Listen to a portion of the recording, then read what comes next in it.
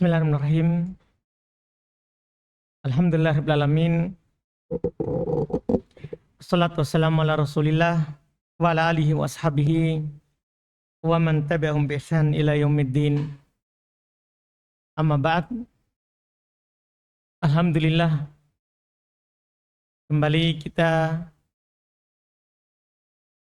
pada sore hari ini melanjutkan kajian kitab Al-Usulus Sittah, 6 perkara dasar yang wajib kita ilmui, kita pelajari dari usul al-Islam.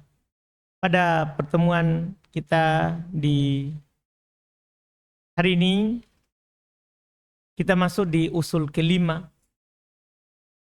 dari apa yang disebutkan oleh Imam Al-Mujaddid Syekhul Islam Muhammad ibn Abdul Wahhab rahimahullahu ta'ala di dalam kitab ini. Kata beliau rahimahullah, al-aslul khamis, usul kelima, bayanullahi subhanahu li awliya'illah.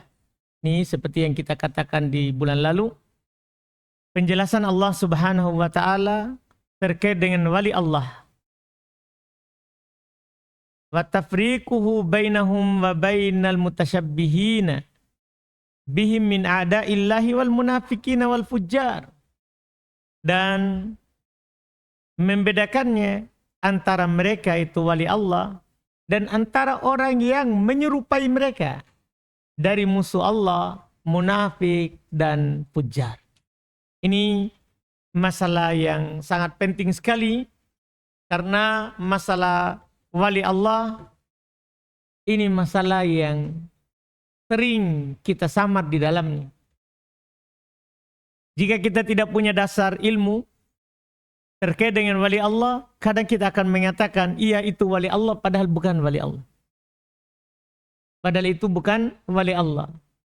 Maka ini adalah usul yang penting. Bahkan saking pentingnya usul ini, Syekhul Islam Ibn Taimiyah punya satu kitab khusus terkait dengan masalah ini. Itu Al-Furqan baina awliya'illahi, baina awliya'ir rahmani wa awliya'i syaitan. Al-Furqan, perbedaan antara wali Allah dan wali setan. Ada kitab khusus, perbedaan antara wali Allah Ar-Rahman dengan wali setan, dengan wali setan. Kenapa? Ya, ini dijelaskan dikarenakan sekali lagi masalah ini banyak orang samar. Banyak orang samar. Disebabkan karena kadang banyak orang terpengaruh dengan pengakuan kalau dia adalah wali Allah. Pertanyaannya, apakah wali Allah itu bisa kita tunjuk dengan pengakuan orangnya?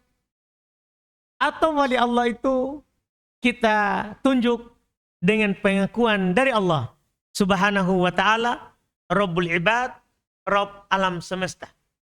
Itu pertanyaan besarnya kita. Tentunya jawaban sebenarnya sudah nampak dan jelas bagi kita. Namanya wali Allah itu kan disandarkan kepada Allah. Otomatis bisa dikatakan wali Allah kalau Allah yang mengatakannya. Kalau sudah sesuai dengan ciri-ciri dan ya tanda yang Allah subhanahu wa ta'ala sebutkan.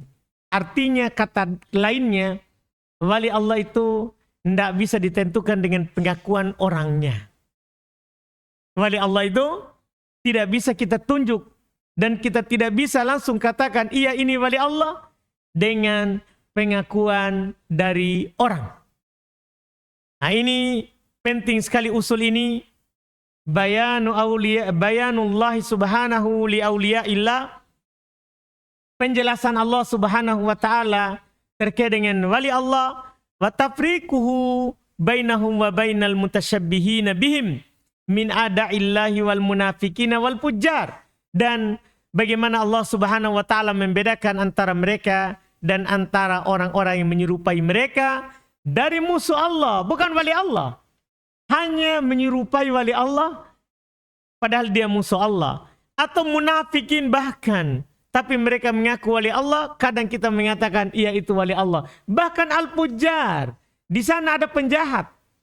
Ada orang sudah meninggalkan yang wajib, melakukan yang dilarang. Tapi karena dia mengaku wali Allah, kita bilang dia adalah wali Allah. Ini masalah. Untuk menentukannya, harus kita kembalikan kepada penjelasan Allah. Kata beliau, wa yakfi fi hada, cukup dalam masalah ini, yaitu untuk langsung mengatakan inilah wali Allah, ini bukan wali Allah. Cukup dalam masalah ini adalah ayatun fi surati Ali Imran.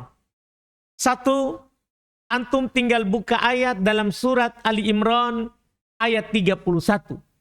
Ya qauluhu ta'ala, dia adalah firman Allah Ta'ala sebagai ciri wali Allah.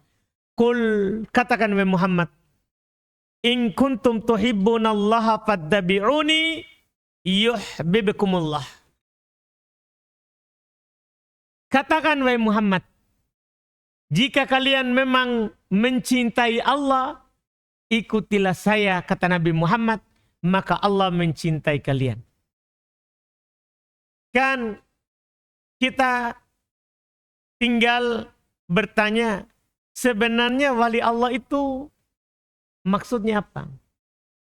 Wali Allah itu kan adalah orang yang dicintai oleh Allah. Itu arti dasarnya. Wali Allah adalah orang yang dicintai oleh Allah. Sekarang, siapa yang dicintai oleh Allah?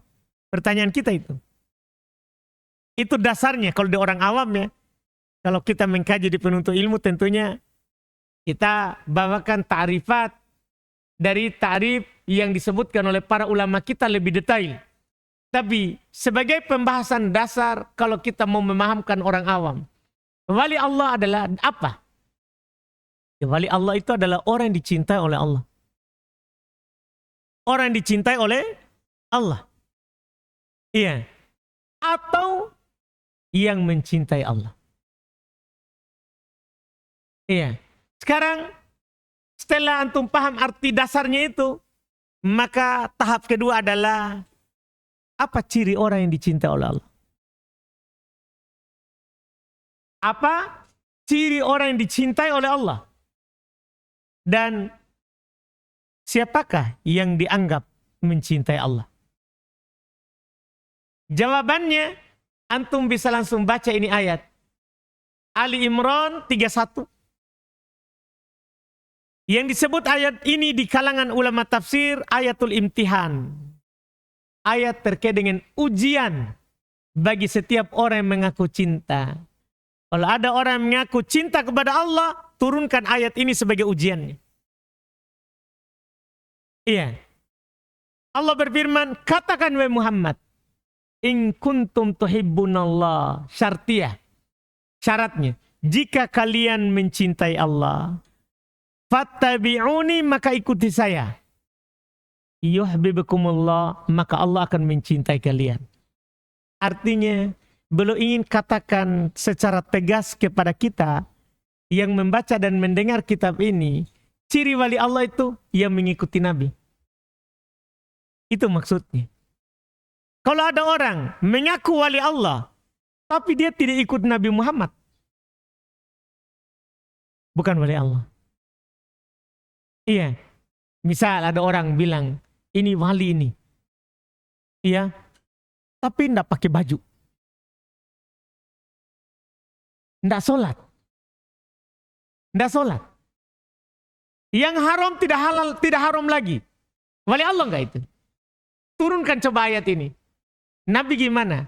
Apakah Nabi ada waktunya beliau berada dalam tingkatan beliau tidak sholat? Itu pertanyaan kita. Nabi di sakit terakhir, itu kalau sadar dari sakitnya, beliau dipapa ke masjid untuk pergi sholat. Nabi sampai akhir belum masih memikirkan sholat. Sekarang ada orang, ini wali Allah asli ini. Nabi, makhluk paling utama dari kalangan manusia. Sayyidul awwalin wal akhirin. Pimpinan manusia pertama sampai terakhir. Belum masih sholat. masih sholat, mengikuti syariat Allah. Ada orang mengaku menjadi wali, orang dicintai oleh Allah, tapi tidak ikut Nabi, dipastikan dusta. Itu bukan wali Allah, itu wali setan. Karena setanlah yang mengajak orang tidak beribadah kepada Allah. Kalau wali Allah, maka Allah selalu mengajak kita untuk beribadah kepadanya. Ini ciri pertama. Wali Allah adalah orang yang mengikuti Nabi. Itu syarat mereka dicintai oleh Allah. Jelas sekali ini. Qul in kuntum tuhibbunallah. Katakan wahai Muhammad, jika memang kalian mencintai Allah, fattabi'uni. Itu jawabannya. Itu fa, robito, jawaban syarat. Fa ini sebagai jawaban syarat. Katakan wahai Muhammad, in kuntum tuhibbunallah. Jika memang kalian mencintai Allah, ikuti saya. Itu jawabannya. Tidak bisa dikatakan wali Allah kalau dia sudah cinta kepada Allah, tapi tidak ikut Nabi Muhammad SAW. Tidak bisa. Syaratnya harus terpenuhi dan jawaban syaratnya harus terpenuhi. Baru menjadi wali Allah dengan ketentuan setelahnya. Yuhibbukumullah. Maka Allah akan mencintai kalian. Allah akan mencintai kalian. Iya. Kata yuhibbukumullah itu jawaban syarat dari ittabi'uni. Jawaban dari ittabi'uni. Dia dijazam oleh ittabi'uni. Kalau orang belajar bahasa Arab, dia akan paham ini. Artinya, akan mendapatkan yuhibbukumullah jika kita ittabi'uni. Jika kita mengikuti Nabi. Kapan kita mengikuti Nabi Muhammad SAW? Maka yuhibbukumullah. Kalian akan dicintai oleh Allah. Kamu mengaku wali Allah. Maksudnya orang dicintai oleh Allah. Kamu ikut Nabi enggak? Kalau kamu ikut Nabi, maka kamu adalah yang dicintai oleh Allah. Ini ciri wali Allah yang pertama. Kita melihat bagaimana sair dan sirahnya. Perjalanannya menghadap kepada Allah dan berjalan menuju Allah. Apakah dia di atas syariat Allah dengan mengikuti Nabi? Atau bagaimana? Kalau di atas syariat Allah dengan mengikuti Nabi, itulah dibilang wali Allah walaupun dia tidak mengaku wali Allah. Makanya, Rasulullah wali Allah. Rasulullah. Abu Bakar wali Allah. Umar, Uthman, Ali itu wali Allah. Karena mereka mengikuti Nabi Sallallahu alaihi wasallam. Demikian pula para sahabat yang lain, tabi'in, dan tabi'in serta orang mengikuti mereka sampai hari kiamat. Itu dibilang wali Allah. Dengan ciri ini, mencintai Allah, kemudian mengikuti Nabi, maka mereka dicintai oleh Allah. Maka mereka dicintai oleh Allah. Ini yang pertama. Wa ayatun fil Maidah. Dan coba baca ayat cukup, yaitu atop kayakfi. Cukup dalam masalah ini juga satu ayat dalam surah Al-Maidah. Ayat 54. Wahia qauluhu ta'ala, dia adalah firman Allah subhanahu wa ta'ala. Ya ayyuhalladzina amanu. May yartadda minkum an dinih. Fasawfa ya'tillahu biqaumin yuhibbuhum wa yuhibbunah. Ini kan wali Allah ini. Allah mencintai mereka dan mereka mencintai Allah. Itu ciri wali Allah. Adzillatin 'alal mu'minin, a'izzatin 'alal kafirin, yujahiduna fi sabilillahi wa la yakhafuna laumata laim. Ciri wali Allah. Kata Allah, wahai orang-orang yang beriman, siapa yang murtad keluar dari kalian dari agamanya, fasawfa ya'tillah, maka akan Allah subhanahu wa ta'ala datangkan sebagai pengganti mereka biqaumin, dengan kaum yang lain, yuhibbuhum wa yuhibbunah. Mereka dicintai oleh Allah, Allah mencintai mereka, dan mereka mencintai Allah. Ini ciri wali Allah ini. Allah cinta kepada mereka, dan mereka cinta kepada Allah. Ciri-cirinya adillatin 'alal mu'minin. Mereka merendah kepada orang beriman.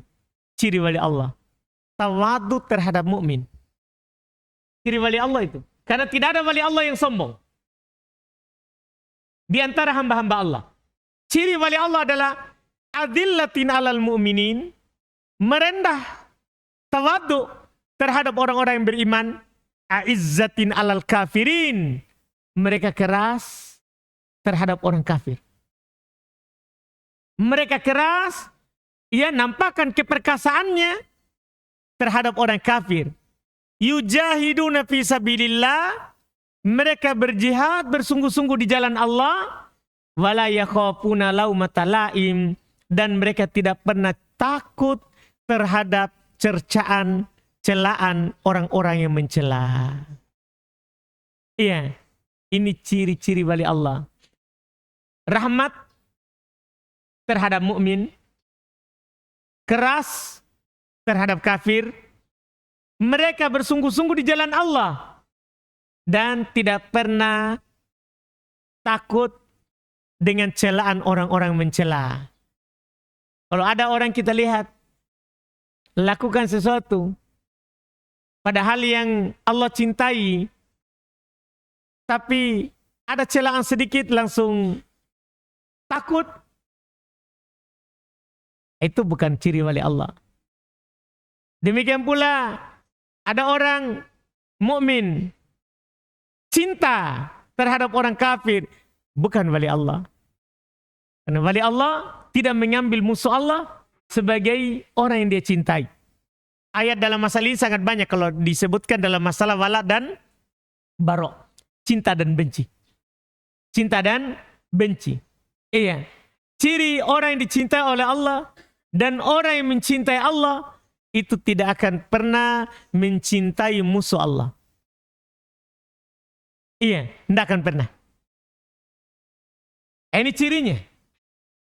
Dari ciri wali Allah, antum bisa lihat ayat ini. Kalau mau tahu ciri dari wali Allah, artinya kalau keluar dari ciri ini, keras terhadap mukmin, lembut terhadap orang kafir, bukan wali Allah itu. Itu bukan wali Allah. Iya. Ini sebagai patokan dasar kalau kita bertanya terkait dengan siapa wali Allah. Disebutkan 4 ciri ini adalah sebagai ciri wali Allah. Dikomentari oleh Syekh Shalih Al-Fauzan ayat ini. Hadhihi arba'u sifatin min hiya sifatu auliyaillah. Ini 4 sifat dari sifatnya wali Allah. Jadi sifatnya wali Allah, rahmat terhadap muslim, keras terhadap kafir, terus berjihad di jalan Allah sungguh-sungguh, tidak takut celaan orang-orang mencela. 4 ini ciri wali Allah, kata Syekh Shalih Al-Fauzan. Wa ammal ladina ya'muruna bi ibadati ghairillah wa yad'una man fil qubur wal amwat wal abrihah wa yusammuna khawariqus syaitan karomati minallah fahadihi sifatu a'da'illah. Naudzubillah. Adapun orang yang mengajak beribadah kepada selain Allah, adapun orang yang mengajak beribadah kepada selain Allah, berdoa di kuburan, berdoa kepada amwat, berdoa kepada adriha, kuburan-kuburan yang dibangun, mereka namakan mereka namakan khawariqis syaitan, hal-hal yang dimunculkan oleh setan, karomah mereka bilang ya. Karomah dari setan. Mereka bilang itu adalah karomah dari Allah. Ini adalah sifatnya musuh Allah. Kalau antum melihat ada orang mengajak untuk menyembah kubur, mengaku bahwa dirinya punya karomah, maka itu bukan wali Allah. Itu wali setan. Wali betul. Wali setan. Mereka bilang wali majdub. Iya. Wali, betul wali, tapi walinya setan. Ini ayat kedua. Ini disebutkan oleh Syekhul Islam juga Ibnu Taimiyah di dalam kitab Al-Furqan baina auliya'illahi, baina auliya'ir rahman wa auliya'is syaitan. Perbedaan antara wali Allah dan wali setan. Perbedaan antara wali Allah dan wali setan. Ini ayat kedua. Ayat ketiga. wa ayatun fi Yunus. Dan ayat di dalam surat Yunus. Dan ayat dalam surat Yunus menjelaskan ciri wali Allah. Ayat 6263. Wahya qauluhu ta'ala, dia adalah firman Allah Ta'ala, ala inna awliya Allah la khaufun alaihim walahum yahzanun alladzina amanu wa kanu yattaqun. Ini dia. Ini bisa dikatakan ciri pemungkas ini. Kalau seandainya hanya disebutkan ayat ini saja untuk menjelaskan ciri wali Allah, itu sudah cukup. Kata Allah, ala, ketahuilah, sungguh wali Allah itu, Allah langsung katakan, sungguh wali Allah itu, la khaufun alaihim walahum yahzanun. Tidak ada rasa takut atas mereka, tidak pula ada rasa sedih.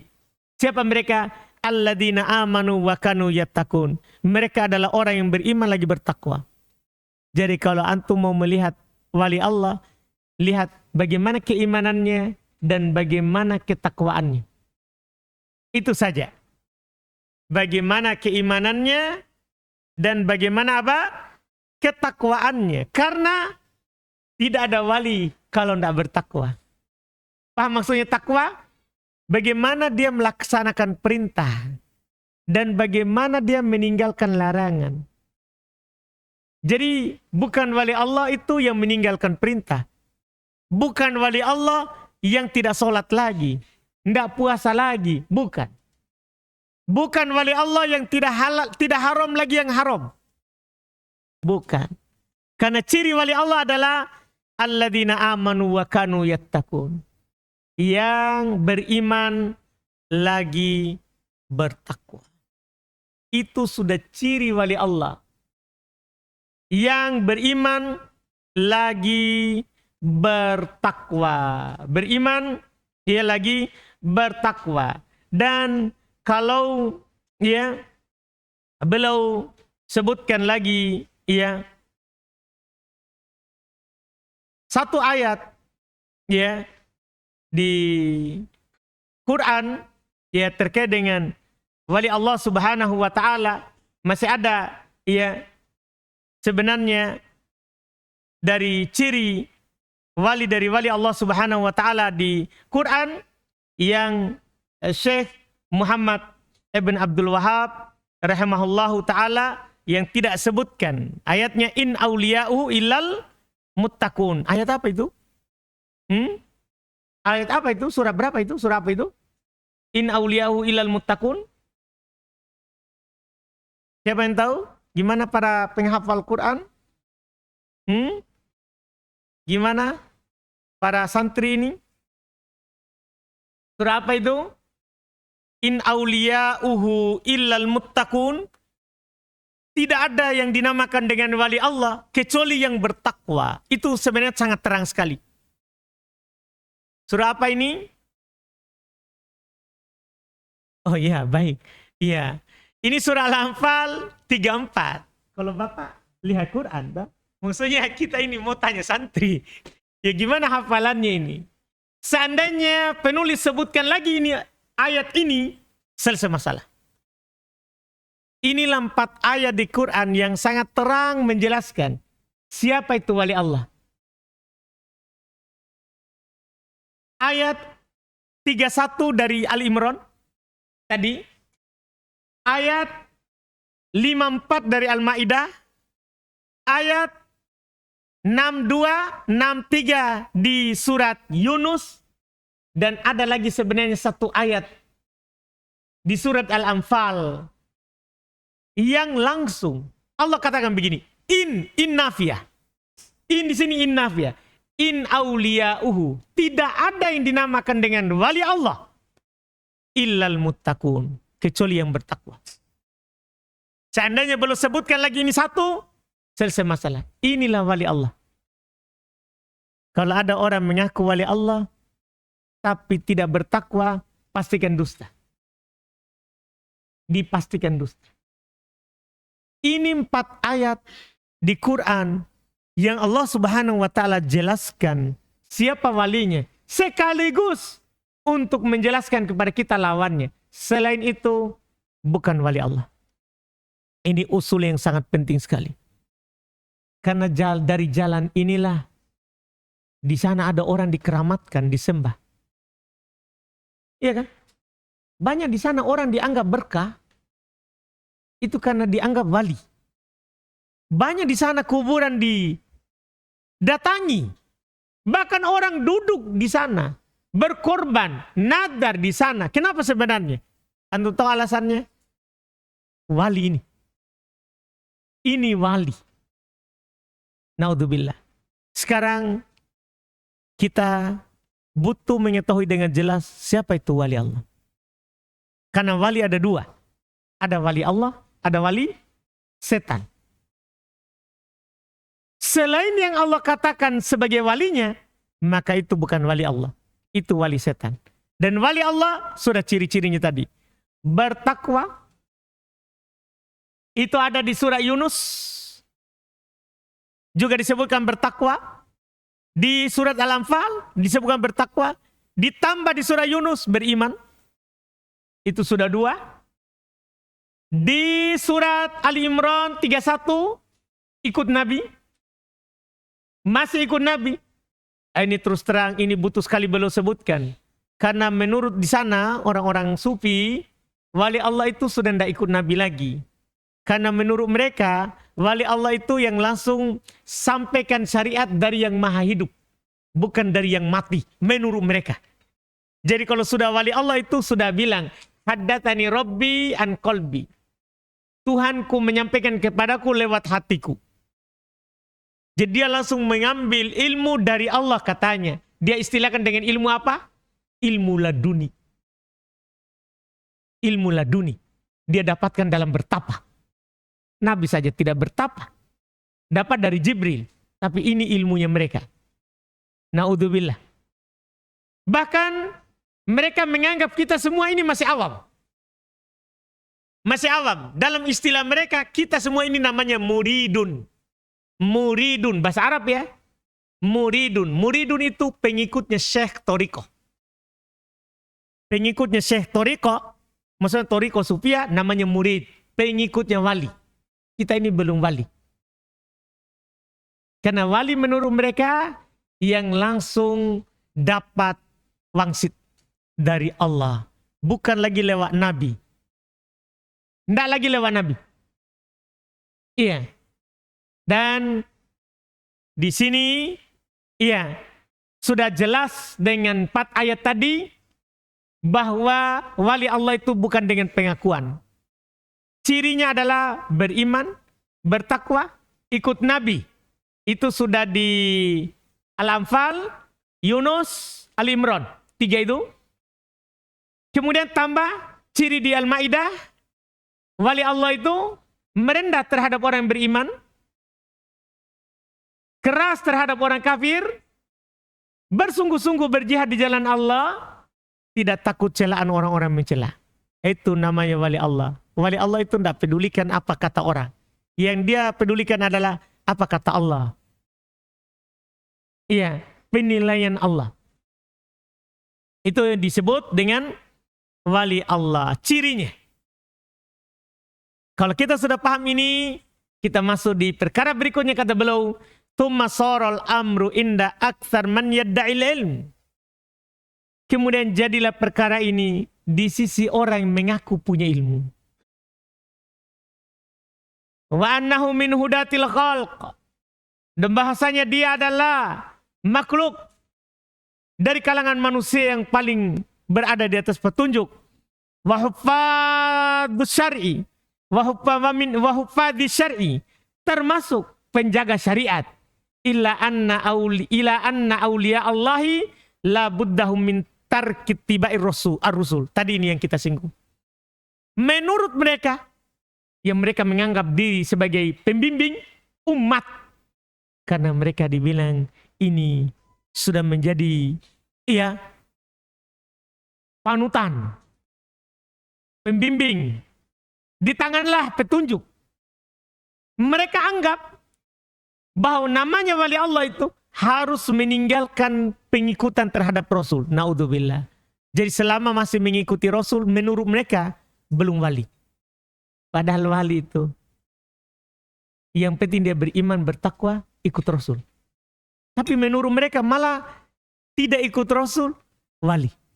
Naudzubillah. Cukup ini sebagai kesesatan, menyelisih Quran tadi. 4 ayat tadi. Cukup menunjukkan itu sesat. Iya. Wa man tabi'ahum falaysa minhum. Masya Allah. Siapa yang masih mengikut Rasul, bukan wali. Bukan wali. Menurut istilah mereka tadi yang saya bilang, muridun. Itu masih murid. Pakai dal ya. Kalau kita bilang masih murid. Murid. Iya. Belum. Kamu, iya. Kenapa kamu tidak sholat? Saya sudah wali. Sholat itu kan bagi awam. Masih bagi murid yang masih dibebani syariat. Iya. Kalau murid-murid yang sudah taklid, kalau diprotes, kenapa dia tidak sholat? Jangan kau protes, dia sudah sholat itu. Dia sholat terus. Iya. Bahkan ada yang keterlaluan di sana, dia bilang, seperti ini disebut oleh Mas Syekh, dia sholat di Makkah. Dia itu setiap waktu ke Makkah. Baik, ngeri ya, kalah-kalah pesawat. Iya, setiap waktu ke Makkah dia. Dia sholat di sana. Jadi dia tidak sholat lagi di Indonesia. Dia sudah sholat di hadapan Ka'bah. Masya Allah. Enak sekali ya. Kalau sudah begitu tidak perlu umroh. Iya. Ini na'udzubillah. Karena menurut mereka, wali itu yang tidak sholat lagi. Tidak ikut Rasul. Wali itu menurut mereka, yang sudah lagi, tidak ada lagi berlaku larangan dan perintah. Yang masih berlaku larangan dan perintah, itu adalah bukan wali. Bukan wali. Na'udzubillah. Padahal seperti yang Syekh katakan di Muqaddimah, kita sudah baca di pendahuluan kitab Usul Sittah ini, 6 perkara ini sangat jelas di Quran dan hadits.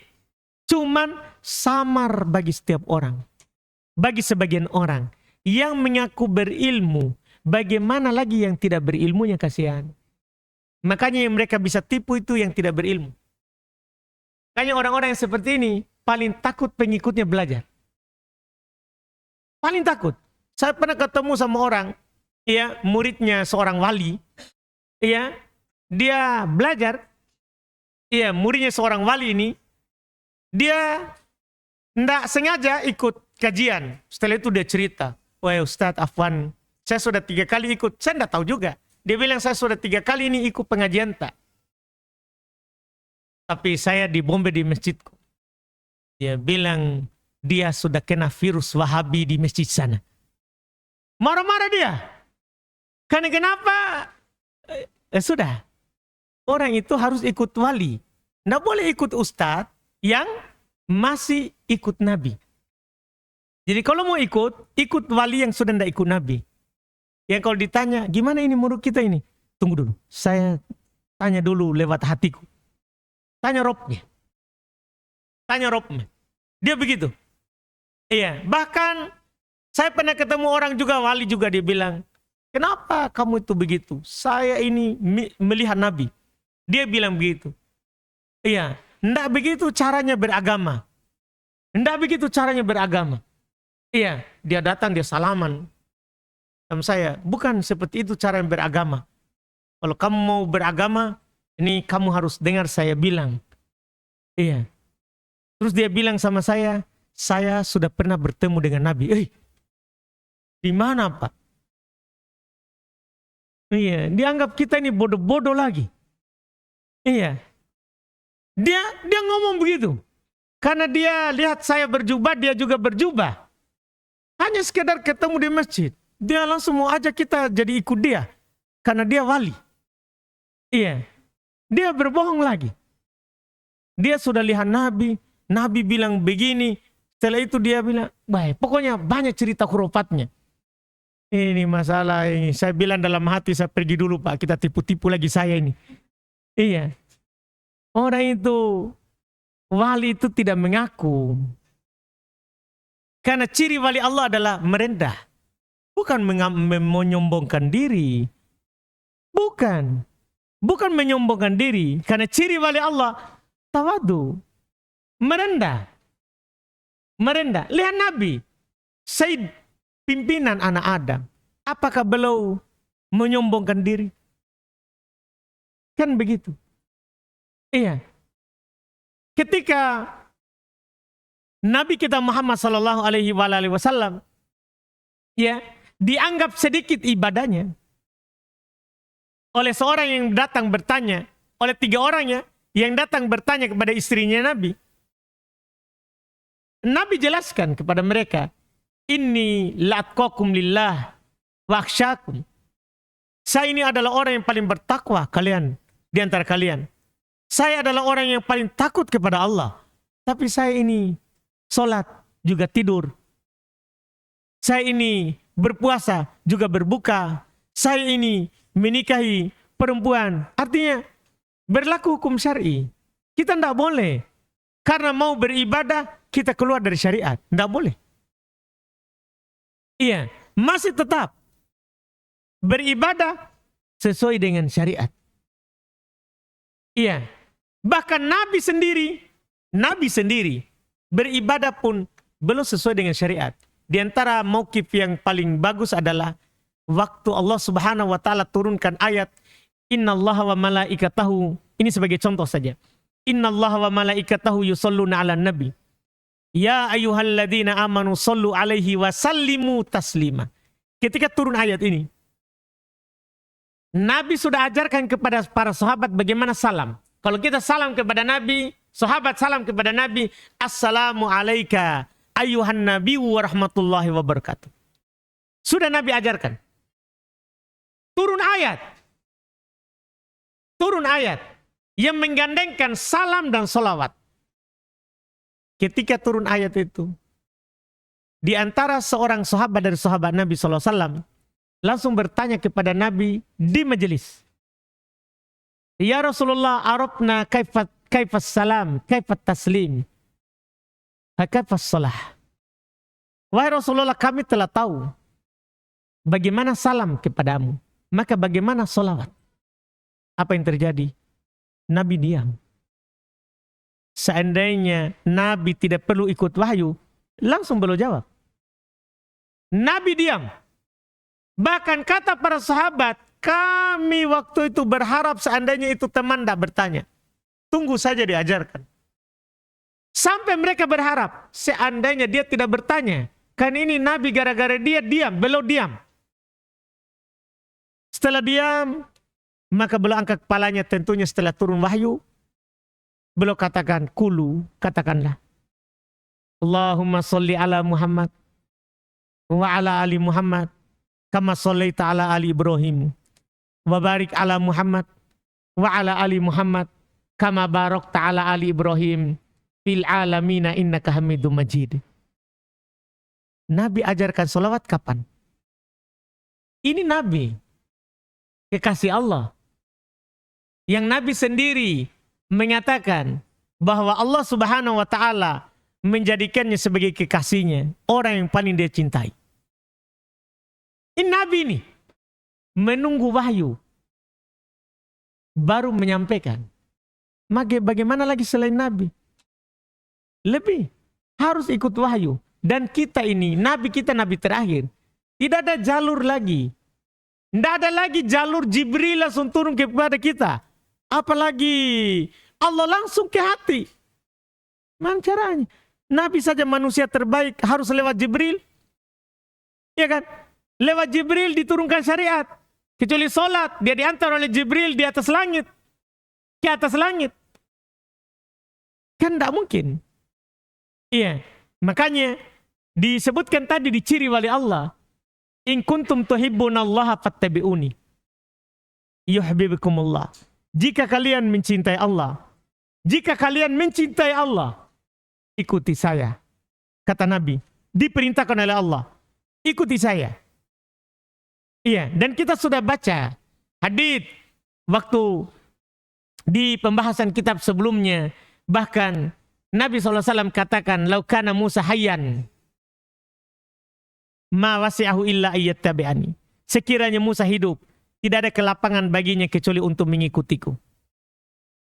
Tapi tahu nggak kita apa syubhatnya mereka? Bolehnya keluar dari syariat Nabi. Tahu nggak? Apa kira-kira syubhatnya? Hah? Ada yang tahu? Gimana ini Ustaz Rizky? Antum tahu?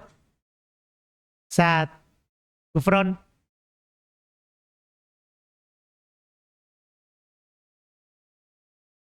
Ahsan.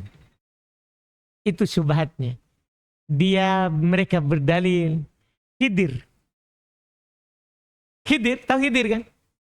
Keluar dari syariatnya siapa? Musa. Itu syubhatnya. Khidir kan semasa dengan Musa. Bahkan Musa pergi melakukan rihlah safar untuk belajar padanya. Khidir dia bilang wali. Dia dapat ilmu laduni. Wah, padahal ayat ini dia diajarkan ilmu laduni, itu kan min ladunna ilman di surah Al-Kahfi. Diajarkan oleh kami, oleh Allah. Cuman mereka berdalil dengan kejadian itu. Berarti namanya wali Allah, makanya ciri-cirinya dia pakai hijau. Karena dinukil Khidir pakai hijau. Di Khidir pakai hijau. Jadi mereka katanya kalau sudah wali, pakai hijau. Ya, jubah hijau ya. Dia pakai hijau.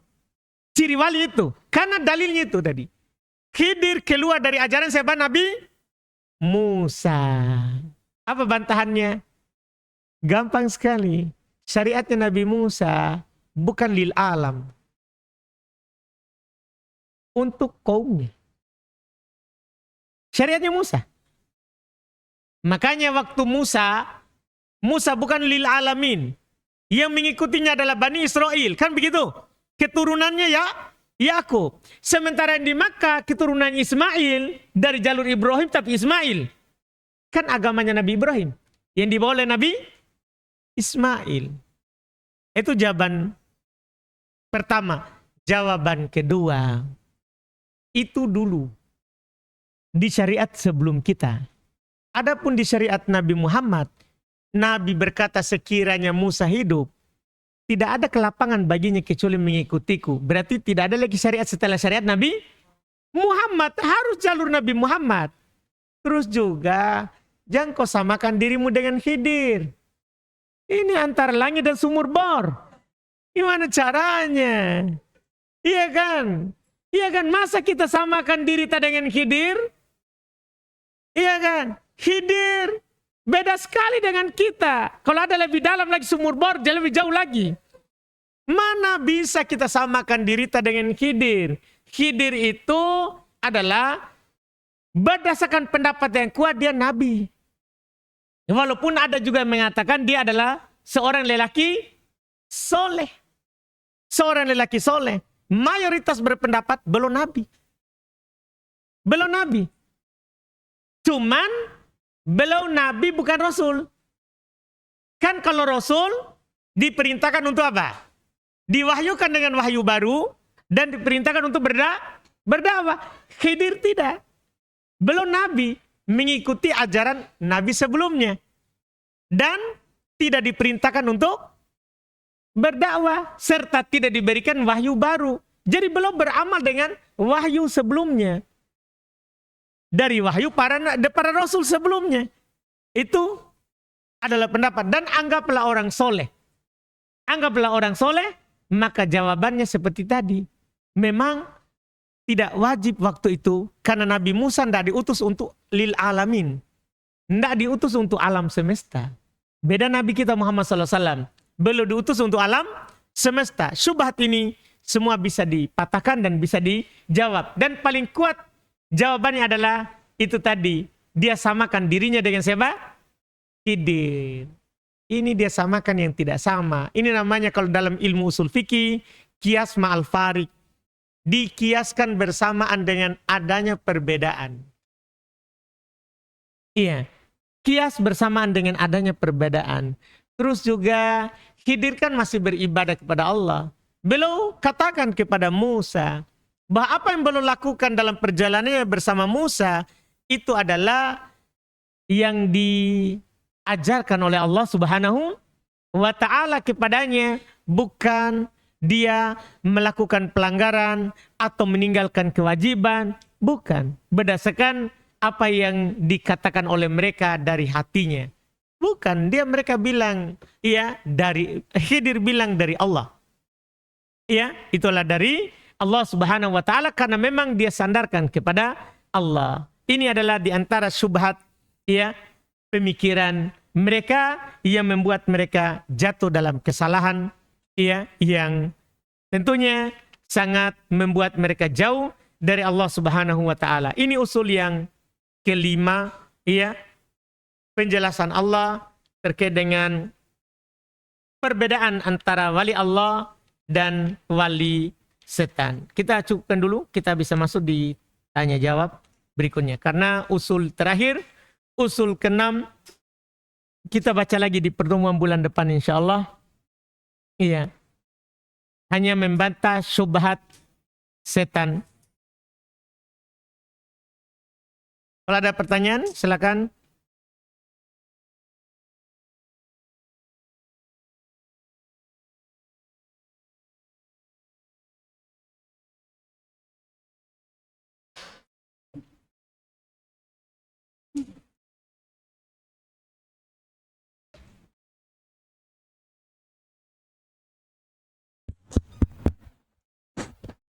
Tes.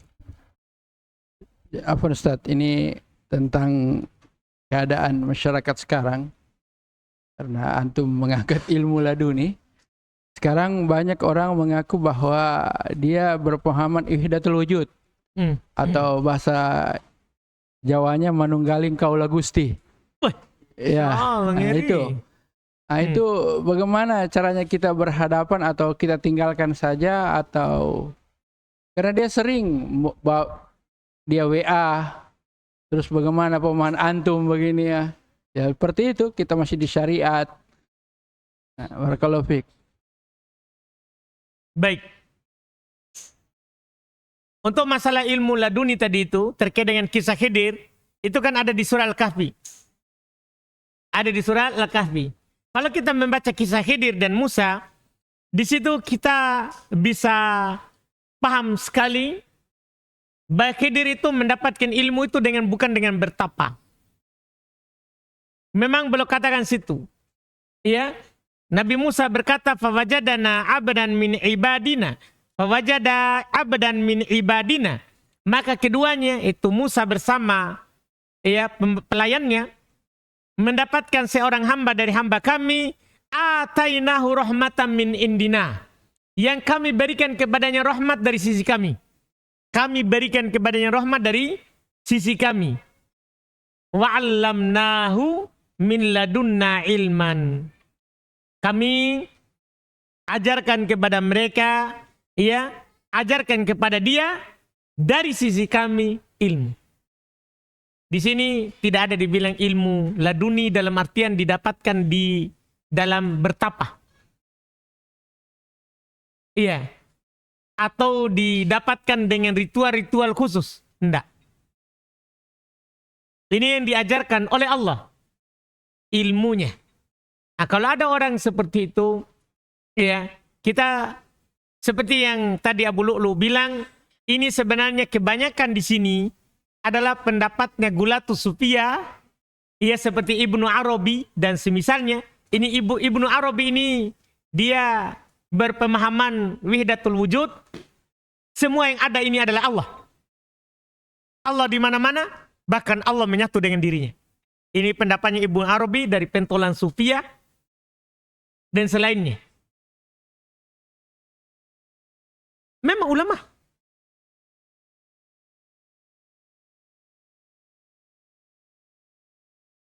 Itulah maksudnya, makanya ketika ada mengangkat begitu, ya kan, kita jawabannya tadi itu. Kan ujung-ujungnya adalah pertama kita bantah dari sisi perkataan mereka Allah di mana-mana. Dengan menyebutkan ayat-ayat terkait dengan ketinggian Allah. Kemudian juga mereka berdalil dengan Allah bersama kita. Kebersamaan menurut mereka itu menyatu. Kita bantah dengan ayat-ayat terkait dengan Allah tidak menyatu. dan bersama tidak mengharuskan menyatu. Sebenarnya bantahan ini agak rumit karena terkait dengan masalah ya al-asma wa sifat. Masalah asma wa sifat. Sebenarnya gampang dibantah mereka ini karena kebanyakan memang mereka adalah cuma salah paham terkait dengan masalah makna bersama. Karena memang ada ayat wa huwa ma'akum aina ma kuntum. Dialah Allah bersama kalian dimanapun kalian berada. Dimanapun kalian berada. Kadang mereka memahami berarti Allah di mana-mana. Kan begitu. Bahkan Allah bersama kita. Sebenarnya di dalam ayat itu sendiri ada bantahannya. Iya, karena di ayat itu sendiri ada firman Allah wallahu basirum bima ta'malun. Dan Allah Subhanahu wa taala melihat apa yang kalian lakukan. Apa yang kalian lakukan, yaitu bersama maksudnya Allah selalu melihatnya. Gampang sebenarnya, cuman kadang orang sufi yang berlebihan susah kita angkat. Makanya kalau kita tidak kuat, lebih baik menghindar. Kalau tidak terlalu kuat, hujannya. Iya. Maka lebih baik kita menghindar daripada kita kena syubhat. Ya, hati lemah. Akhirnya nanti kita akan bilang, wah iya juga ya. Begitu. Iya. Ada lagi?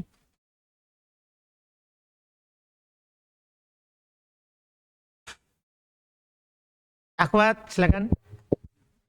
Bismillah.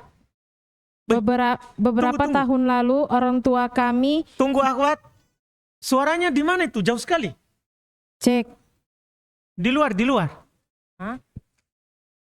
tes.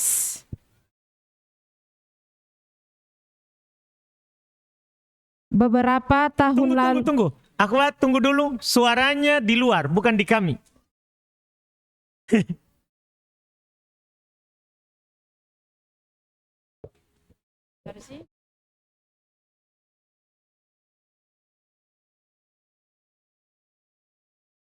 cek. Belum.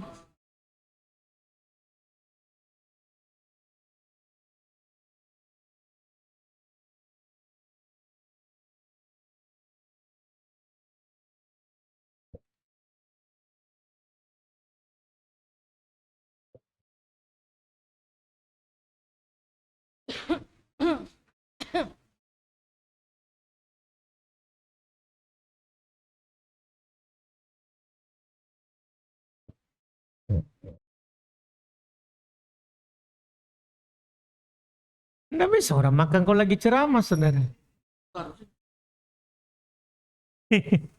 Baik, silakan akhwat, coba bisa? Cek. Pas. Beberapa tahun lalu orang tua kami membagi hartanya berupa tanah kepada kami anak-anaknya 4 orang perempuan dengan niat sebagai harta warisan dan akan kami gunakan setelah mereka meninggal. Pembagian tanah tersebut juga tidak sama besarnya. Ada yang 10 hektar, 8 hektar, dan 6 hektar. Belakangan kami tahu kalau hal tersebut keliru. Apa yang sebaiknya kami lakukan, Ustadz? Orang tua juga sudah tahu kalau hal tersebut keliru, tapi adik-adik saya belum tahu. Masih hidup? Masih, Ustadz. Baik, kalau begitu kan gini. Ketika orang tua kasih dan dia masih hidup, jangan bilang wasiat. Dan jangan bilang warisan. Itu hibah. Jadi kan gini, harta orang tua itu ada 3 nanti akan jatuh ke kita. 3 bentuk. Pertama warisan. Ini jika nyata meninggal. Tidak ada wasiat. Jadi harta warisan itu yang tidak ada wasiat di dalamnya. Orang tua meninggal, harta itu masih bersamanya. Tidak ada wasiat, tidak ada pemberian kepada anak. Yang kedua wasiat. Dulu orang boleh berwasiat untuk anak. Dulu. Setelah itu Allah Subhanahu wa taala menghapus dengan sabda Nabi SAW, la wasiata li warith. Tidak boleh berwasiat untuk ahli waris.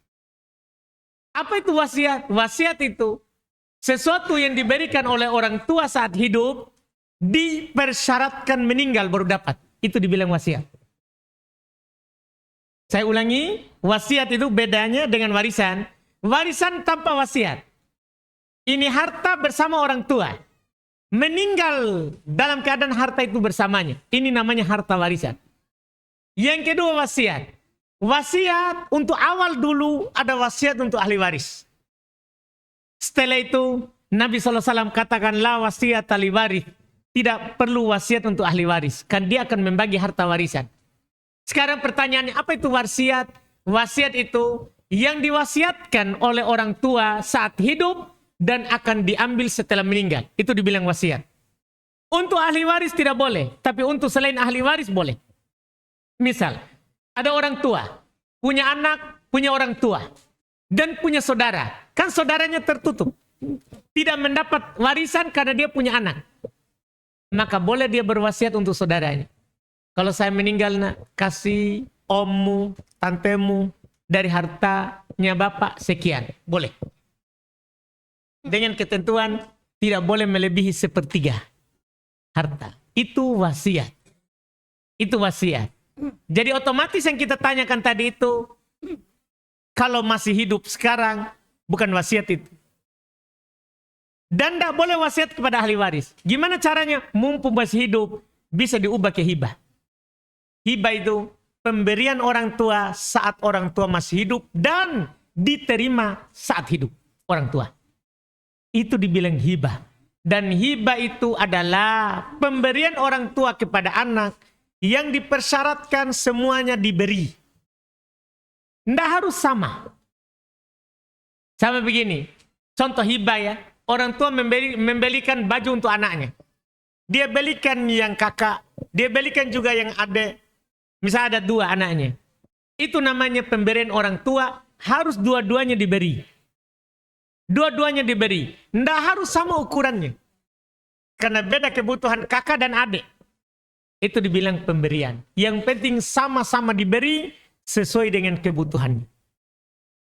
Sesuai dengan kebutuhannya. Jadi ini mumpung orang tua tak masih hidup, kalau memang mau diberi, beri saja saat hidup dan diterima saat sekarang.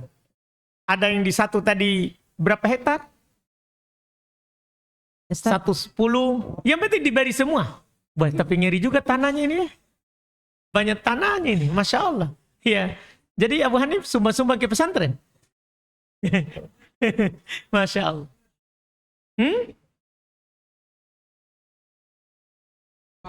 Makanya langsung diubah namanya. Kan ini pemberian saat hidup. Jadi langsung diubah suratnya ke masing-masing anak yang dikasih. Dan para ulama mempersyaratkan bukan di maradul maut. Bukan dia beri itu saat sakit mau meninggal. Tidak boleh. Tidak sah itu. Iya.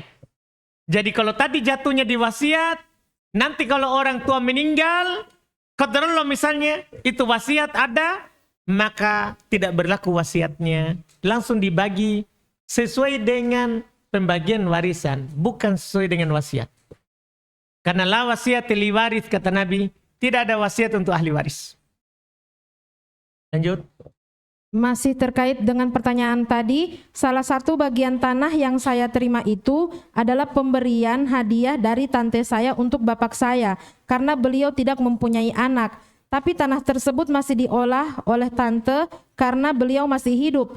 Tapi saya dan tante saya sudah mengurus sertifikat tanah tersebut atas nama saya dan sudah ada. Bagaimana dengan hal tersebut?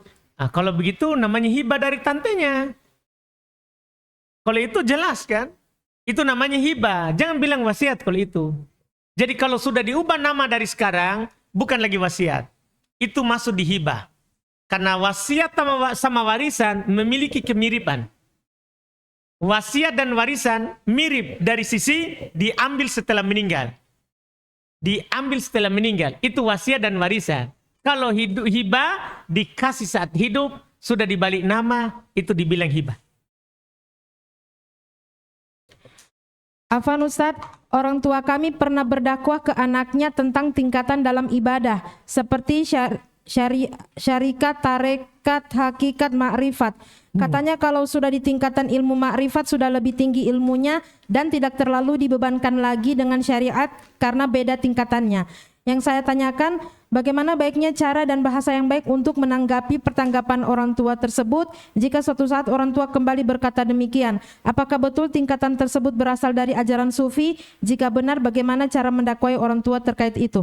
Baik, kalau kita bertanya itu betul. Itulah memang yang selalu didakwakan oleh kelompok sufi. Di semua kelompoknya. Ya, syariah, tarekat, dan ma'rifah. Ma'rifah itu sudah tingkat paling tinggi. Iya. Kalau syariah, ya masih yang melakukan syariat. Tarekat sudah di atas, masih di jalan. Kalau sudah ma'rifah, sudah itu. Sudah punya keramat. Sudah berberkah itu ludahnya itu ya. Iya. Ini masalah ini. Iya. Sudah berberkah ludahnya. Ini jual air laku. Iya, air celupan. Ya, kalau ini ya. Cara mengajarkannya kalau kita tanya itu ajaran Sufia betul. Memang di buku-buku mereka itulah yang disebutkan. Iya. Kemudian bagaimana caranya kita sebenarnya bisa mengangkat bahwa memang dalam Islam sendiri ada 3 tingkatan. Seperti yang kita pelajari di Thalathatul Usul. Di kitab yang sebelumnya. Ada tingkatan Muslim, ada tingkatan mukmin, ada tingkatan apa? Muhsin. Kalau kita begitu tingkatannya.